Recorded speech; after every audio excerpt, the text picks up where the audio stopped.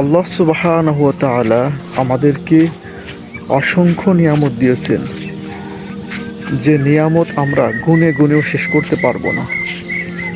তবুও আমরা আল্লাহ সুবহানাহু ওয়া তাআলার প্রশংসা করতে পারি না অনেকেই। আসলে আল্লাহ সুবহানাহু ওয়া তাআলার প্রশংসা যদি আমরা না করি, নিশ্চয়ই আমরা অবাধ্যদের অন্তর্ভুক্ত হয়ে যাব। আর অবাধ্যদের অন্তর্ভুক্ত হলে আল্লাহ সুবহানাহু ওয়া তাআলার রাগটা আমাদের উপর পড়বে এবং আমরা ধ্বংস হয়ে যাব। তো আল্লাহ সুবহানাহু ওয়া তাআলা এই পৃথিবীতে এত এত নিয়ামত আমাদেরকে দিয়েছেন, আমাদের কি উচিত না আল্লাহ সুবহানাহু ওয়া তাআলার প্রতি প্রশংসা নিবেদন করতে? এত এত সৌন্দর্য, নদী নালা, সবুজ গাছপালা, বৃক্ষ, তরুলতা।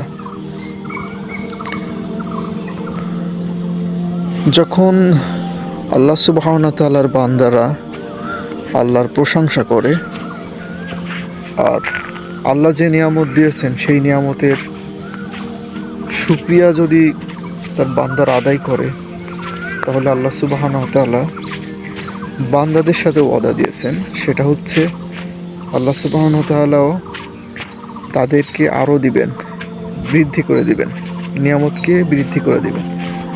আর এত এত নিয়ামত পাওয়ার পরেও যারা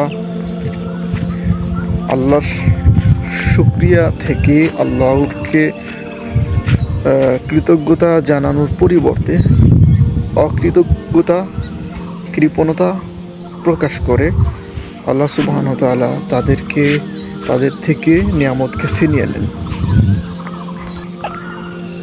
আমরা কি কখনো চাই, বা বুদ্ধিমানেরা কি কখনো চাইবে যে আল্লাহ আমাদেরকে যে অনুগ্রহ দিয়েছেন, দয়া দিয়েছেন, নিয়ামত দিয়েছেন, এটা আল্লাহ ছিনিয়ে নিয়ে যাক? চায় না। তাহলে ছিনিয়ে নিবেন না কোনটা করলে?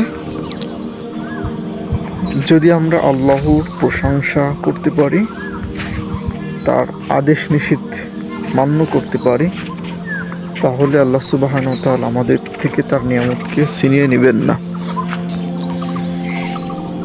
পৃথিবীতে আল্লাহ বহু প্রজন্মকেই, বহু সভ্যতাকেই ধ্বংস করে দিয়েছেন। তারা ছিল অবাধ্য।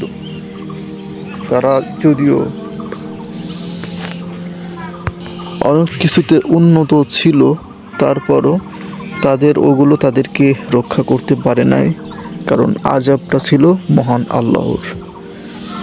এজন্য আমরা যেন সবাই আল্লাহর প্রশংসা, তার আদেশ নিষেধ মেনে চলতে পারি। আল্লাহ আমাদেরকে তৌফিক দান করুন।